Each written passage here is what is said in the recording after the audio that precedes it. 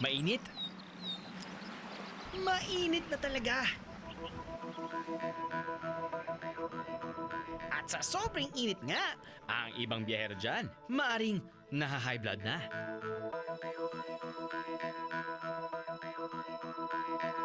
O guys, relax lang ha. Chill. Paano? Well ngayon, malalaman niyo na ang aking travel tips on how to cool down. At kung paano papakalmahin ang natitirang hot summer days nyo.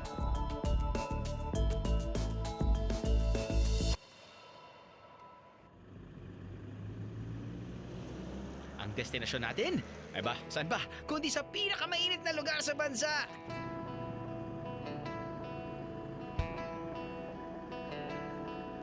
Tonight, we are beating the heat.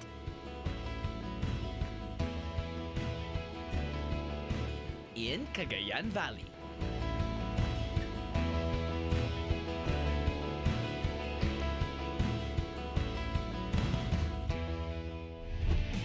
Ano? Sama ka sa biyahe ko? Rise and shine! Cagayan? Di ba nga sabi ko sa inyo, my mantra is, start strong! Pati sa pagbabakasyon. Kaya sabak na agad ako at aking crew sa island hopping para libutin ang Cagayan Islands. Tour prices start from 500 to 1,800 pesos per island na inyong gustong puntahan. Pero ang pinakasulit, ang Unli Island Hopping.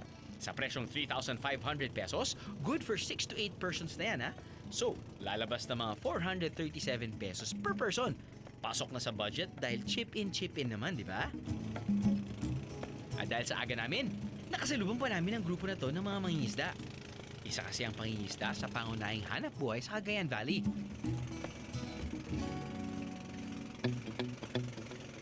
Back to our island hopping. Our first stop, ang Crocodile Island. Don't worry mga bihero, dahil wala naman talagang crocodiles dito. Tinawag lang itong Crocodile Island dahil sa hugis nito na mukhang buhaya sa malayo. At huwag din mag-alala dahil walang entrance fee dito. Unli pa ang picture taking at sunbathing. Bilad pa more!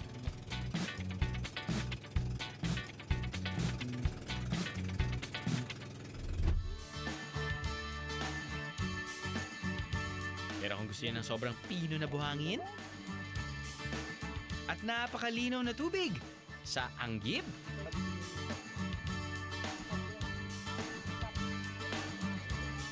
dito kayo bibilib.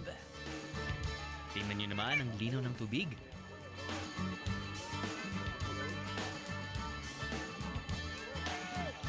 Kaya siguro ang batang to naliligo kahit tirig na tirig ang araw. Teka, nagsan ba kaya siya? Kung ganyan ba naman kaganda ang araw ba?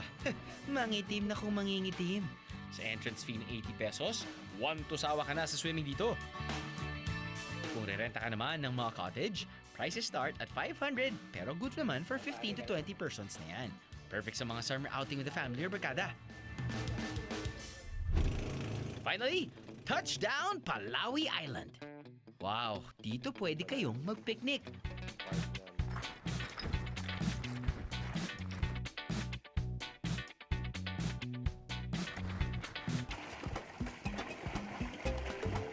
Pero para sa akin at aking team, mamaya na ang almusal dahil sa ganda pa lang sa ilalim ng dagat. Pusog na kami. Di pa man kami lumalayo, kitang-kita na ang buhay na corals at marine life ng isla.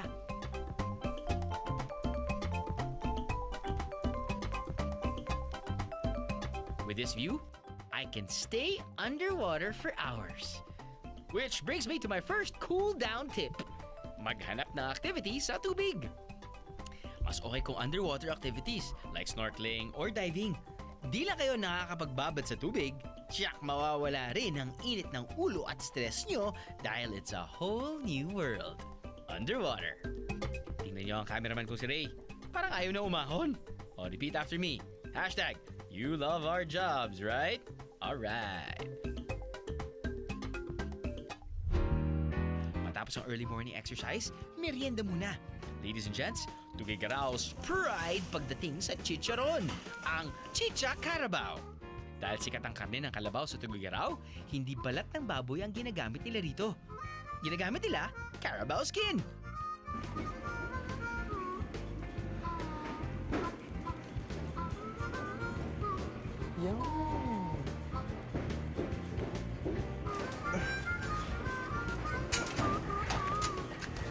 Hello po.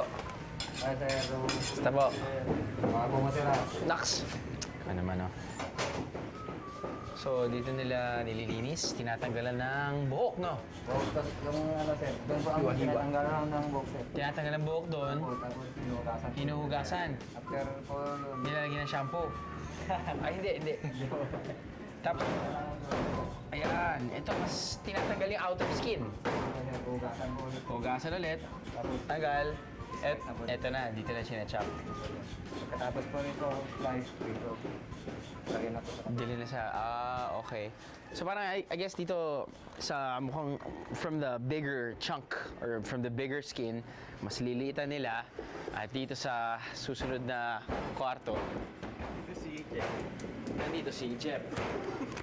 Ayan si Jeb. Yan yung cameraman namin, no? Nauuna na naman! Sa pagkain, nauuna!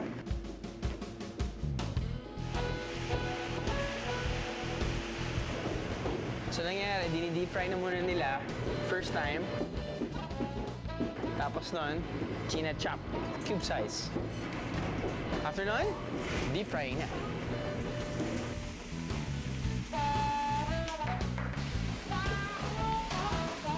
Hindi ba nakakaliw na maliit sa mula sa maliit na itsura ng Carabao chichacorn, biglang dahil sa sobrang init or sa intense ng init, biglang boom! Sasabog siya, magpa-pop shot, magiging chicharon. At mabilis lang yan eh. Just couple of seconds. Luto na kagad. You know, snap, crackle, pop. Narinig niya yan?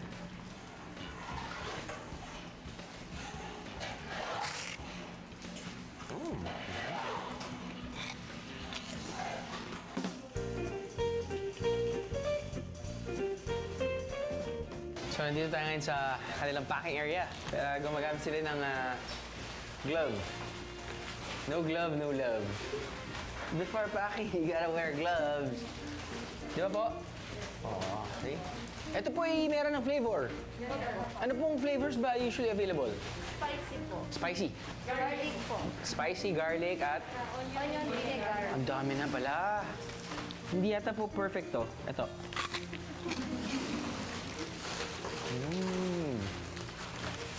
Mild lang yung flavoring. Yan po. Garlic! Nako, may ano po dyan. May imperfection. Ito po, ito.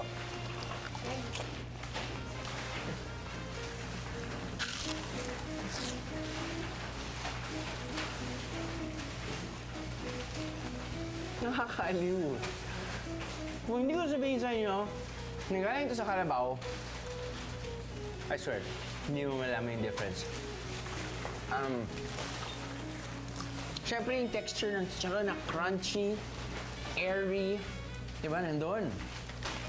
Tapos siyempre malaking bagay yung may hinahalong flavor dahil yun yung hinahanap-hanap mo kapag uminom ka ng beer or alam mo yun, pinapapak mo lang yan kapag nanonood ka ng pelikula. I think yung garlic yung... Wow! Ay, dessert. Oh. I think...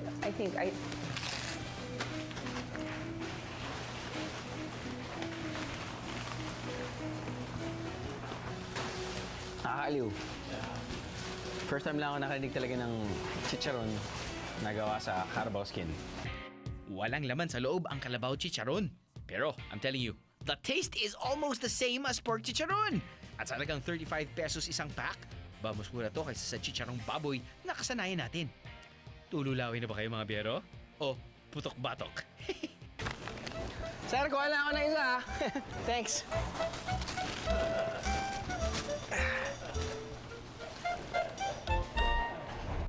Susunod, summer cool down tip number 2. Kumain ng kumain ng kumain. Ba parang araw-araw summer lang ah. Ayun. Nadali mo, Chong. At ang tuktok ng Cape Engaño, matutuntun ko na. Ano? Sama ka sa biyahe ko? Ano? Sama ka sa biyahe ko?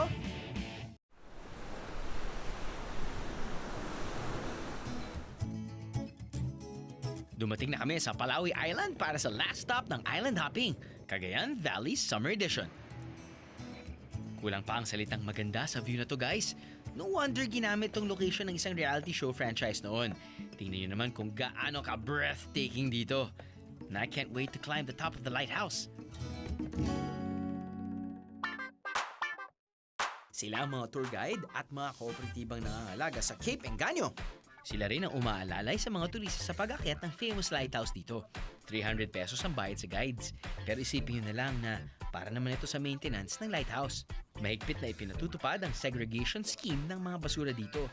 Nire-recycle dito ang mga plastic tulad ng water bottles para makatulong na rin sa pagpapanatili ng kagandahan at kalinisan ng isla. Kaya huwag magsungit sa mga guides kung pagsabihan nila kayo ng huwag magkalat at huwag magingay. Respeto na lang dahil sila ang guardians ng isla. Si Kuya Belo yung magiging trail guide natin dito sa Palawi Island. Kuya Belo, ano po ba yung unang gagawin natin?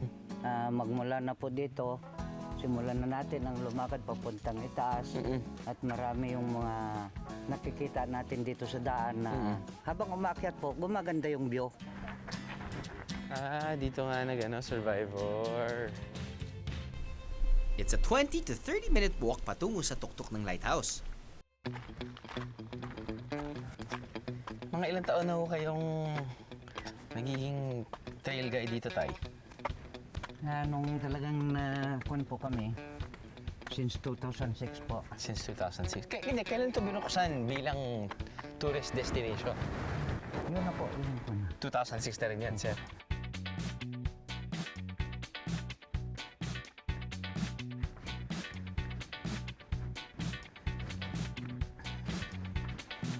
I guess ang maganda dito sa pag-akyat ng tuktok ng lighthouse. Just a few steps pa lang. Actually, it's a total of 230 something steps. Pero nandito pa lang tayo, siguro tayo sa, 3/4? But anyway, kahit na umakyat ka sa first half pa lang, kita ba na yung magandang view kung saan tayo nag-dock. And kung maalala nyo, syempre, it just dawned on me dahil may mga banners, di ba? Pero itong Palawi Island, ito yung naging destination ng Survivor. Hindi yung local Survivor natin, syempre. Pero yung Survivor na pinalabas sa Amerika. Survivor Palawi Island. Dito masarap lumangoy. Very clear water, color greenish blue. And you see some corals over there. Para siyang mini Batanes.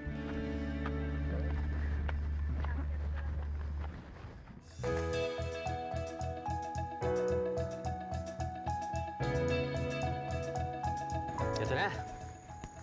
Nakarating na tayo, Tay? Opo, sir. Ito na po yung harapan ng tower. Ginawa pa nung 1887 po. 1887. Yun po doon inumpisahan pagkatapos natapos nung 1892. Ito po talagang pinakamahalaga sa mga sasakyang pandagat galing ibang bansa o kaya galing po dito sa atin. Yung mga pasaway o kaya yung mga outsiders na mamasukan walang paalam sa amin po. Opo. Kung ano-ano lang ginagawa, nagbabandal, nagkakalat. Kaya pala meron pa kayong dala dito. Opo, sir. Para kunyari, ito na po to. Gumagana na po to. Hindi na po, sir. Dito na lang po. Ito na lang. Umalis kayo dyan. Bawal matulog dyan mag-overnight. Oh, Ganun po ba? Opo.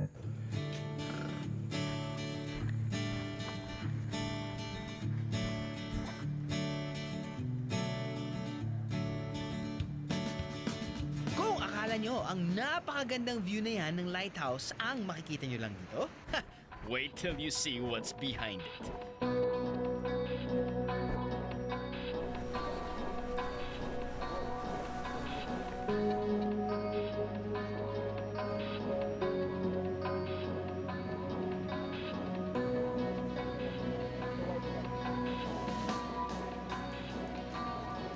Yeros, ang masasabi ko lang, Kung nasaan kami ngayon ni Kuya Bello, ang isa sa pinakamagandang 360-degree view na nakita ko sa mga biyahe namin.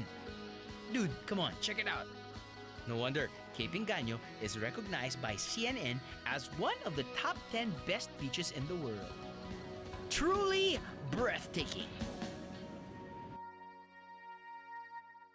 Oop, dahan-dahan lang. Kasi tinatanong ko kay Tay kanina kung pwedeng mag-camp dito. Pinagbabawalan ng mga tao mag-camp. Mga day hiking lang. Kasi syempre natatakot sila. Kung may mga campers, hindi nila malilinis yung kanilang paligiran. Hindi nila ma-maintain. At sila, syempre sila Tay. Sila yung parang hindi lang trail guide dito. Sila na rin yung keepers of the island to, make sure that it's maintained clean. Diba? Para ma-enjoy lahat ng tao. Kita ko na dito, Tay. Ang daming humihiga, picture-picture. Pwede ba maganda dito, Tay? Picnic? Hindi rin, no? Hindi rin, sir. Kasi may mga Kung nagpipiknik po sila, sir, pagkatapos, kung ano-anong naisip po, baka magpiknik may dala-dalang alak. Nako, Kung ano-anong mangyari dito sa kanila, pag nalasing na, hindi na mapipigilan kung saan-saan po. sabi ko na nga sa kanila wag eh.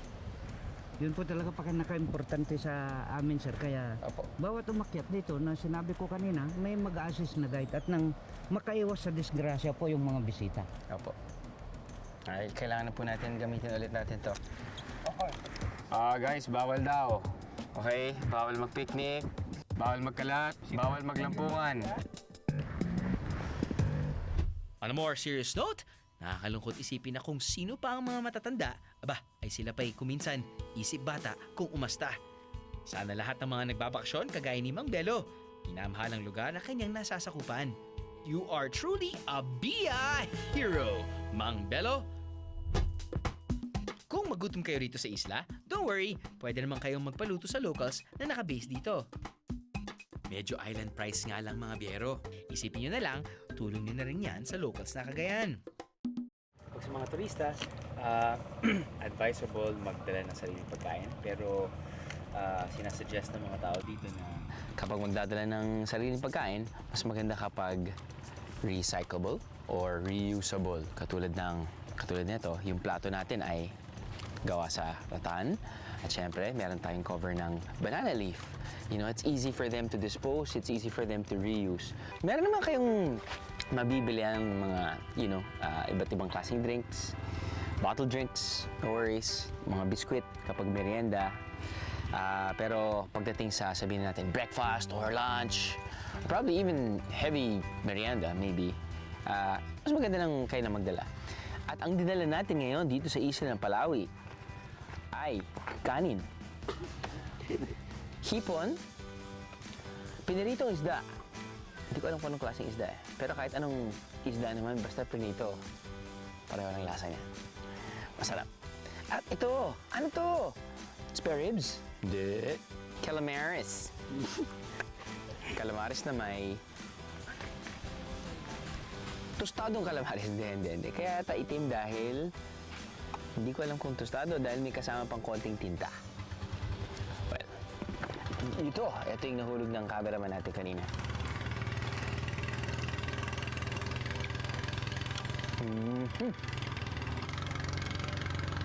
Calamares. Nakakatakot na ng tsura. Pero lasa ng calamares. Absolutely nothing to be afraid of. Para sa ating mga himagas, kapag, sinusubukan nating magpalamig, very basic. Diba? Pwede ka mag-swimming, gawa na natin yan. Pakain tayo na mainit, mainit ang katawan natin. Yun na to. Pambansang panghimagas, pambansang pampalamig. Hello. Hello. At meron sila dito niyan, Chong. Saan nila kinukuha yung ice sila? I have no idea. Pero, meron silang halo-halo. Refreshing. Yema.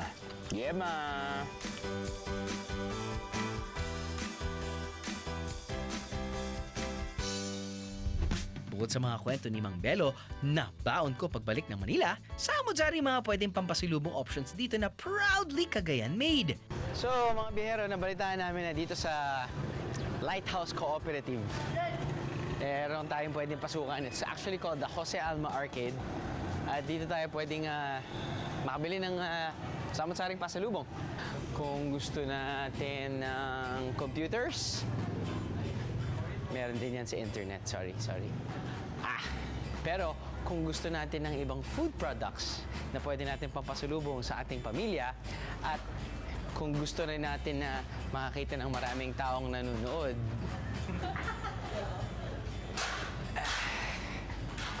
yeah. Usually, wala talaga silang setup na ganito, ha? Okay? Baka mag-expect kayo na meron, pagpasok nyo dito, meron ng setup. Sinetup lang nila.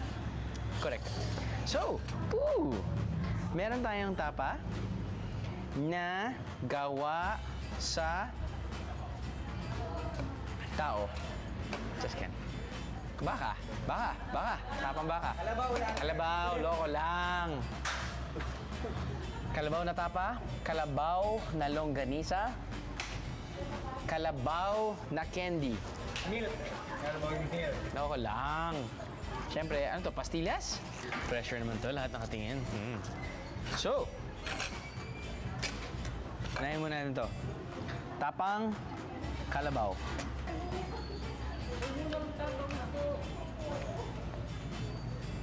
Asam beef tapa. Masarap. Masarap ang pag-marinate.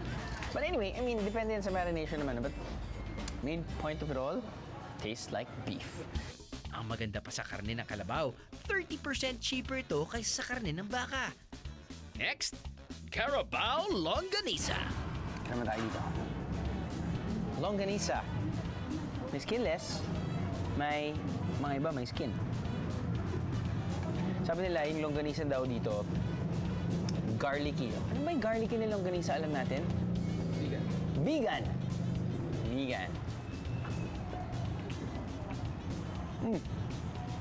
Yun.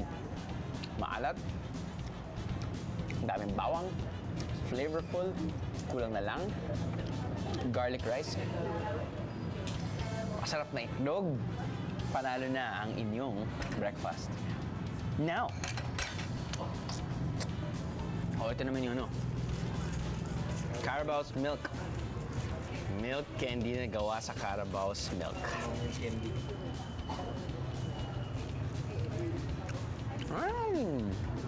Okay. Pastillas de leche. Ang sarap. Ayos din talaga ito si Calabao, no? Kanina, kalamo, baboy. Kanina rin, kalamo, baka. Kalabaw. Kalabaw. Ayos to. Hindi na ako magbabayad. Susunod, All Cagayan Food Venture. Mainit pa. At isang calming at relaxing na sightseeing. Ano? Sama ka sa biyahe ko? Ano? Sama ka sa biyahe ko? Di problema ang chibog pag nandito kayo sa Cagayan, mga biyahero. Mag-ikot-ikot lang sa Tugigaraw para makatisod ng kainan. Gaya ng pansitan na to, na nagtitinda ng authentic pansit patil patong.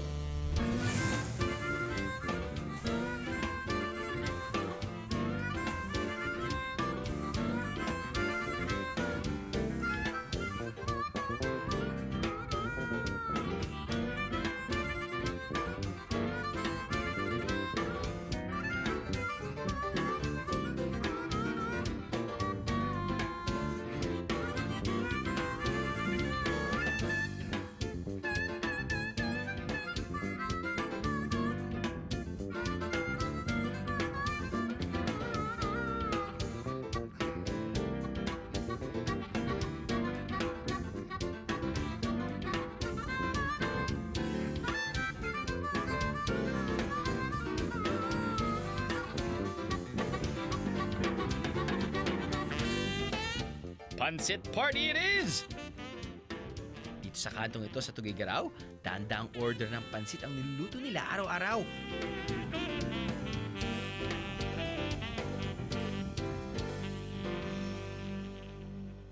So, dito tayo ngayon sa, I guess, isa sa mga restaurants na nag-o-offer ng batil patong. Ano bang batil patong? Kasi ako, mahilig talaga ako sa pansit. Pansit boy talaga ako. I mean, kung pwede lang, hindi ko kakainin kanin dahil kakainin ko ang pansit, kakainin ko yung pansit. Pero kahit may kanin lang ako, pero may pansit, kakainin ko yung dalawa. So anyway, back to batil patong. Batil patong ay isang klaseng pansit dish. Batil means pati.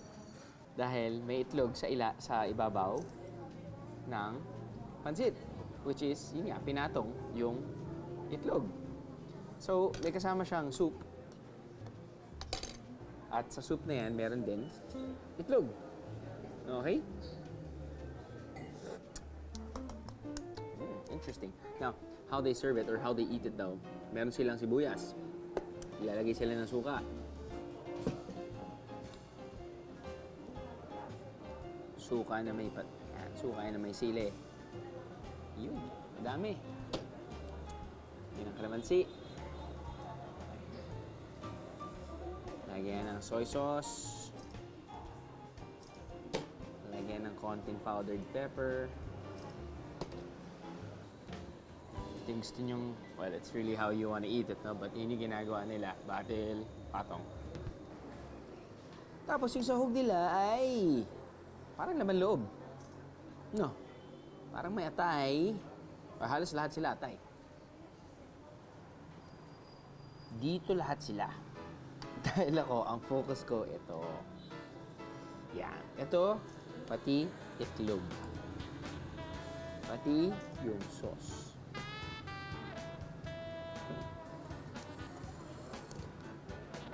Mainit pa.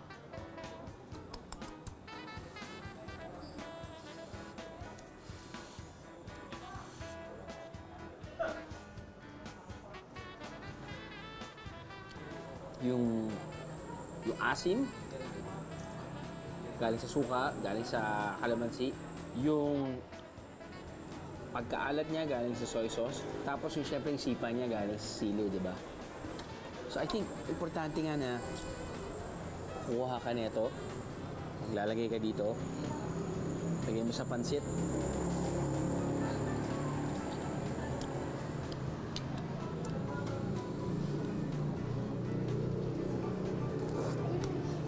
Good. Ladies and gentlemen, batil patong ng Tugigaraw City. Na mais, naimas.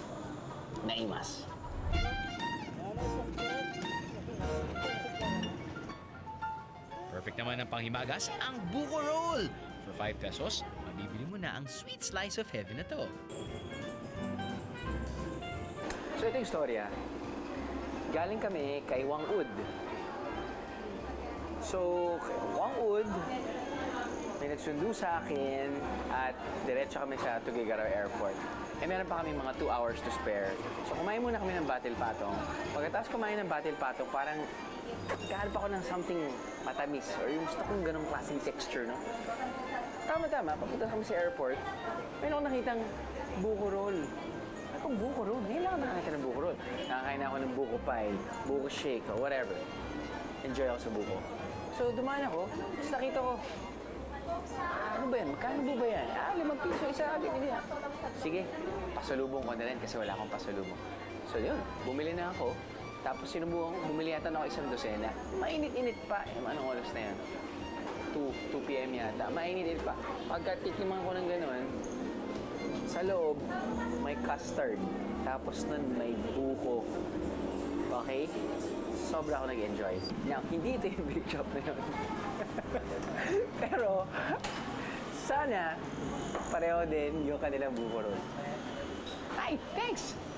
Ganun talaga na researcher natin. Napaka yan eh. Uy, tingnan natin. Fork? Nakala na fork. Sana ito rin siya. Sana ito rin siya. Sana ito rin siya. Sana. Pero may oras pa naman tayo. Kung hindi.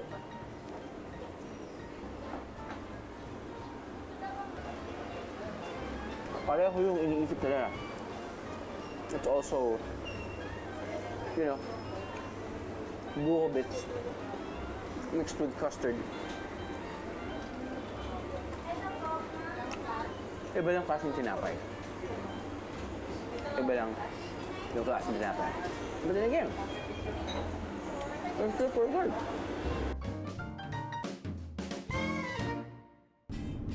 Cagayan Province! Para sa mga biyahero na mahilig sa long drives at magbilad sa araw, Cagayan is the perfect province for you. Abutin ng 11 oras na land travel mula Maynila hanggang Cagayan. Kung may budget naman kayo, may direct flights na rin dito. Yun nga lang, 1 flight a day lang. So make sure to book in advance para iwas hassle sa airport. Dahil nasa hilagang silangang parte ng Luzon na Cagayan, dito sa Tuguegarao, naitala ang pinakamainit na temperatura sa bansa na umabot sa 42.2 degrees Celsius noong nakaraang taon. Ay, imagine, para ka nang inaapoy ng lagnat noon. That's so hot, right? Kung kailangan nyo naman ng malamig na inumin at matutuluyan for the night, prices start at 1,000 pesos per night with complimentary breakfast pa yan, ha? O ano, sulit ba? Sulit! Nag-offer dito ng malamig at thirst-quenching na refreshments. At nakabubusog na pizza.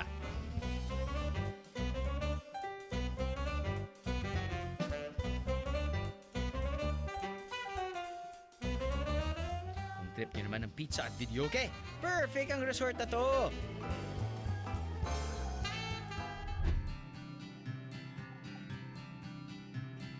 But if you're the chill type who prefers beachfront accommodations, meron ding sakto para sa inyo. Dito naman, from 2,000 pesos ang presyo ng bawat kwarto. Pero with a complimentary meal na yan. Oh, check it out! Yun! Sakto. Channel 2. Hindi. GMA News TV naman. So, ito yung magiging kwarto ko for tonight. And you see yung medyo native design, no? You got your drapes. You have your... Parang... Di ba parang pag ganitong design? Tama ba? Medyo Mindanao-ish? No? Southern? I don't know, but yun yung na-feel ko. The rocking Lola's chair. You've got your dining table pa. Good for 4. Siyempre, it's air-conditioned. You have your own mini ref. You've got your changing room here.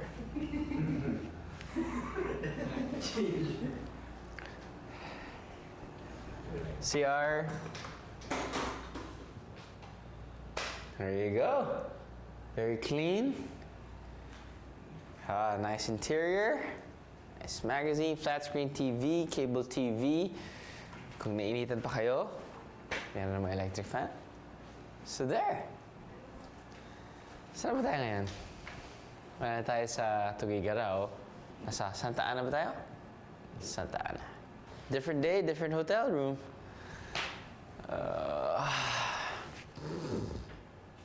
Bihis mo na, sir. Bihis mo na. Ganyan ka na.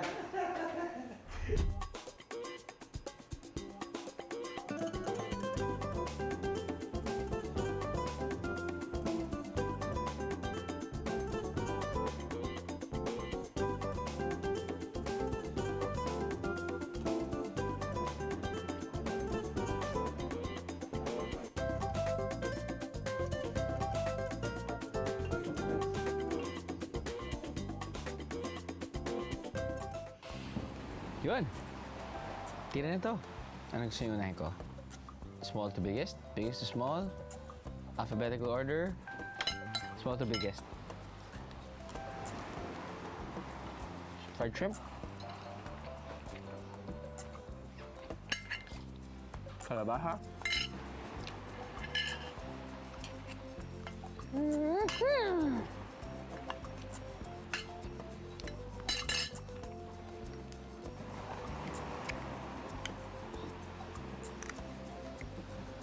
Ha? Right ba? Bleh. Ow! Good. Very good. Very fresh. Huwag natin yung lobster.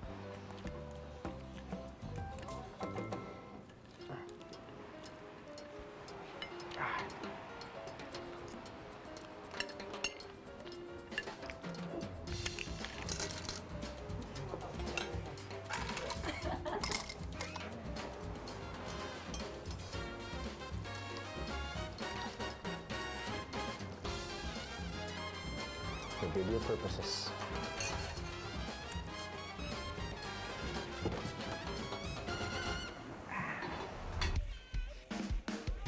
Susunod, one last tip para lumamig ang pakiramdam. At kilalanin natin ang isang tunay na biyahero. Then we can see also different rock formation inside the cave, sir. Okay, so we're here at halfway, sir, and then we can view here the lower part of the Sierra Madre Mountain. Ano? Sama ka sa biyahe ko? Ano? Sama ka sa biyahe ko? Tuloy ang biyahe natin sa mainit na probinsya ng Cagayan. At tuloy din ako sa pagbibigay ng helpful biyahero tips para magpalamig ngayong summer. Una, magbabad sa malamig na dagat. Tip number 2, kumain ng malamig. Hello, hello. Last tip, but definitely not the least, magtago ala Batman sa mga kuweba. You heard it right, mga biyero. Go to the cave capital of the Philippines sa Peña Blanca na matatagpuan sa probinsya ng Cagayan. Ang Kuweba ng Calao, ang pinakasikat at ecotourism-friendly sa lahat ng 378 caves dito. Pero bago ang exploration, orientation muna with the famous tour guide and local ng Calao na si Andoy. One of the local guides here in Calao Cave Ecotourism. Mag-explain ako, sir. Na-feature na ng maraming programa sa TV si Andoy dahil sa pagsisikap niya bilang tour guide ng Kuweba ng Calao. Itinuro na kasi niyang tahanan ng kuweba, kaya ganoon na lang ang malasakit niya para dito. Talagang bantay sarado. Then we can see also different rock formation inside the cave, sir. Okay, so we're here at halfway, sir, and then we can view here the lower part of the Sierra Madre Mountain. And then we also have resort here, the green roof over there, sir. So that's the oldest resort here kasi it was built during the Marcos time. And then we also have circadian flight of bats. At 5 to 6 p.m., the bats are coming out from the bat cave, sir. So that is millions of bats po, sir. And that's the entrance of the cave na po, Right, sir. The white rock. Ayan. Oo nga, tama ka nga, Doy. Parang palapit tayo ng palapit sa parang entrance ng caves. Mataas Parang yung lumalamig. altitude nito, sir. Then the breathing of the air, sir. Lumalabas dyan sa hole ng cave from the entrance. Actually, na to very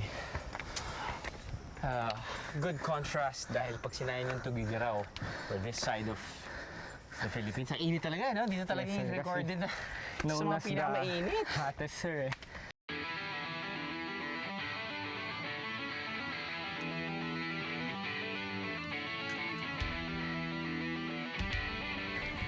So, that's the chapel na rin, sir. Ito yung tinakita natin sa postcard. Yes, sir.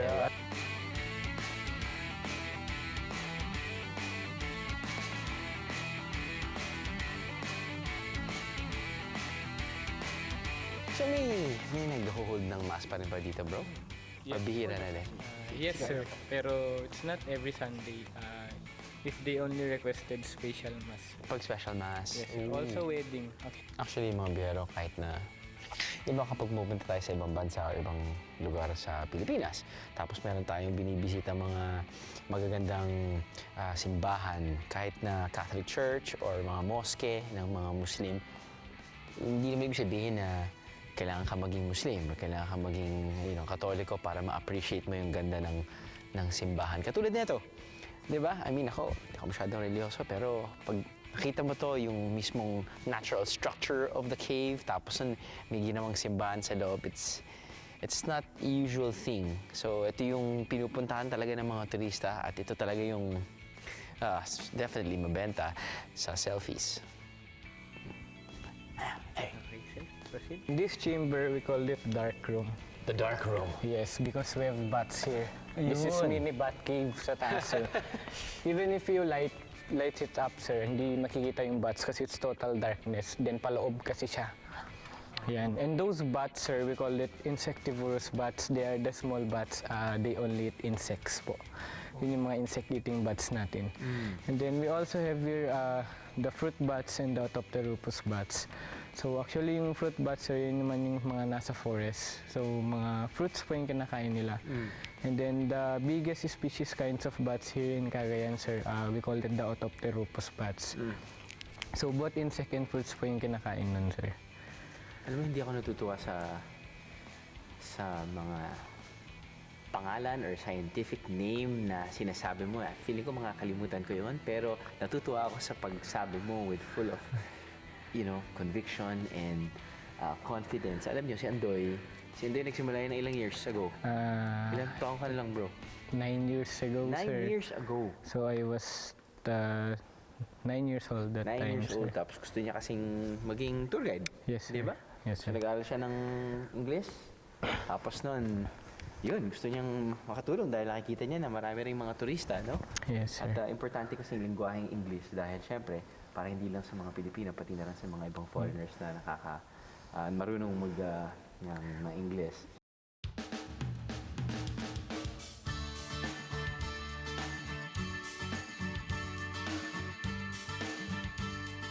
Ewan ko na lang kung di pa lumamig ang pakiramdam nyo. Yan na po yung muntik silang magdikit, the stalactite and the stalagmite. Pero sad to say na hindi na sila magdidikit. Bakit? Wala nang tubig. Yes, sir. Hindi na siya alive. Naging dead stone na siya. I think it's because of this vandalism, sir. Tsaka hinahawakan nila nun. Kasi bawal po talagang hawakan yung mga limestone natin eh. So, naging dead stone or chalk stone siya. So, let's move, sir. Oh, good. Siguro kapag naiinitan kayo, lalo na, it's summertime and lalo na, nandito kayo sa Tugigaraw, pwede kayong bumisit sa cave dahil mas malamig. Pwede, you can spend a couple of hours para at least malamigan ang inyong kutis. At mas lalo nyo ma-enjoy ang inyong summer vacation. Doy, maraming salamat. Alam kong this is our third time to see each other. At sa susunod, dadalhin ko naman yung buong pamilya ko. Ikaw pa rin yung mag-guide sa amin. Okay lang? Okay lang, sir. Antayin ko kayong pagbalik ninyo, sir. Thanks, bro. Thank you, sir. Nice Sige. meeting you. Ingat, man. Wala na yatang mas mainit pang lugar dito sa Pilipinas kaysa dito sa Cagayan. Pero kahit ganoon, bumabawi naman ang probinsya sa ganda ng lugar at yaman ng kalikasan. Nakapapaso man ang temperatura dito, nakatutuwa naman ang mainit ang pagtanggap sa akin ng mga taga rito.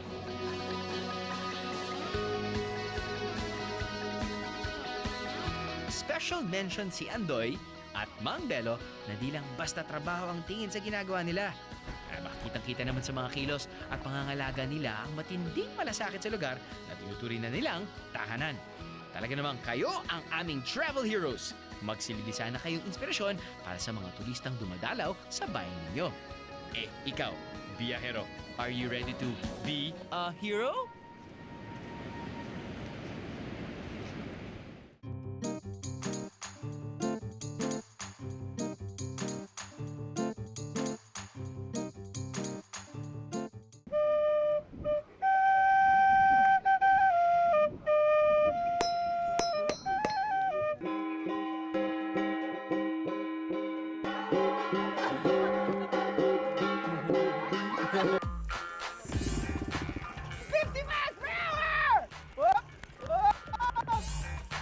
Yung pagkain ay nasa harapan mo, bagong luto, mainit-init, at ang view mo ganyan.